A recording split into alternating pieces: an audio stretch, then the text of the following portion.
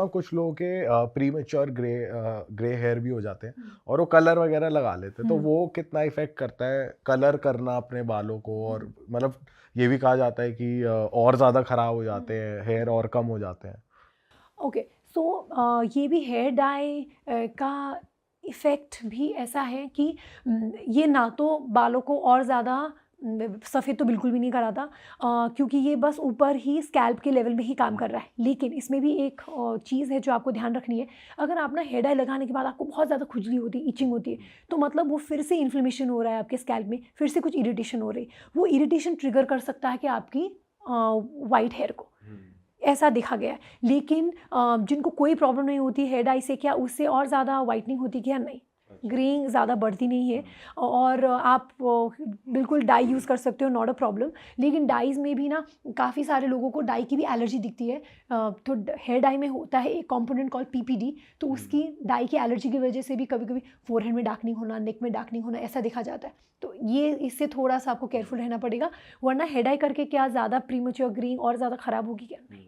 और हम कुछ लोग हाथों की मेहंदी बालों पे भी लगा लेते हैं और अच्छे कर लेते हैं, लाल कर लेते हैं, वो कैसे इफेक्ट कर रहा है? वो भी एक टाइप का डाई ही है, कलर ही कर रहा है आपके बालों को। तो हाथों की मेहंदी लगाओ, आजकल तो हाथों की मेहंदी में भी वो डाई में जो जाता है ना पीपीडी, वो लगाते हैं। तो इसकी वजह से बहुत सारे लोग जिनको डाई की एलर्जी है वो मेहंदी लगाते हैं, तो उनमें सडनली बहुत ख़राब सा रिएक्शन आ जाता है, पूरा सूजन हो जाती है, लाल हो जाते हैं हाथ, तो वो भी देखा जाता है। तो नहीं, आप यूज़ कर सकते हो मेहंदी बालों में, नॉट अ प्रॉब्लम। लेकिन अगर आपको केमिकल फ्री डाई यूज़ करना है तो आप हरी वाली जो पत्ते पीस के बनती है, हरी वाली मेहंदी, वो ही यूज़ करें, काली वाली मेहंदी नहीं। काली वाली मेहंदी में एक्चुअली जो कमर्शियली अवेलेबल हेयर डाइज़ है ना, उससे ज़्यादा मात्रा में पीवीडी होती है। तो वो आपको केयरफुल होना है। बहुत लोगों को लगता है कि ना नेचुरल है, जितनी नेचुरल मेहंदी डार्क करके मेहंदी है होगी हाँ, उतना और अच्छा वही होगा। काला हो रहा है। नहीं, अगर आपका मेहंदी एकदम काला रंग दे रहा है, वो भी 15-20 मिनट में, तो मतलब उसमें भी पीपीडी डाला हुआ है, तो उससे आपको थोड़ा सा केयरफुल होना पड़ेगा। आप हरा वाला जो पत्ते पीस के बनाने वाली है, वो आप यूज़ कर सकते हो, लेकिन उससे वही है, थोड़ा सा उससे वो कलर ऑरेंजिश आता है, लेकिन उस पे इंडिगो लगा के उसका वो थोड़ा सा डार्कनिंग कर टैंग सकते हो। कलर आ जाता है, थोड़ा मिरिंडा। या मिरिंडा कलर आ जाता है थोड़ा। मैम, जैसे हम बात कर रहे हैं हेयर की, तो क्या हमारे खाने और हेयर का भी कुछ लिंक है? एब्सोल्युटली। तो देखिए, मैं सबको यही बोलती हूँ कि स्किन और हेयर ना इज़ अ रिफ्लेक्शन कि आपके बॉडी के अंदर क्या चल रहा है, तो ये समझना बहुत ज़रूरी है। तो आप ना स्किन और हेयर को एकदम अलग से मत देखना। पहले तो हमें होलिस्टिकली इसको अप्रोच करना है कि क्या आपकी डाइट सही है कि नहीं, क्या आपकी लाइफस्टाइल ठीक है कि नहीं, क्या आप प्रॉपर स्लीप ले रहे हो, क्या आप डिस्ट्रेस करने के लिए चीज़ें कर रहे हो, एक्सरसाइज कर रहे हो कि नहीं, हाई प्रोटीन डाइट ले रहे हो कि नहीं। इसका इम्पैक्ट डेफिनेटली हेयर और स्किन में आएगी। तो देखिए, ऐसे बहुत सारे कंडीशंस हैं जिसमें आप भले ही सब कुछ परफेक्ट कर रहे हो तो भी स्किन कंडीशन बेटर नहीं होता, ऑफ कोर्स। लेकिन मेजॉरिटी पॉपुलेशन के लिए अगर आप रेगुलर अपना हेल्थ का केयर करोगे तो that definitely reflects on the skin and hair. आपके स्किन और हेयर भी बेटर दिखने लगेंगे।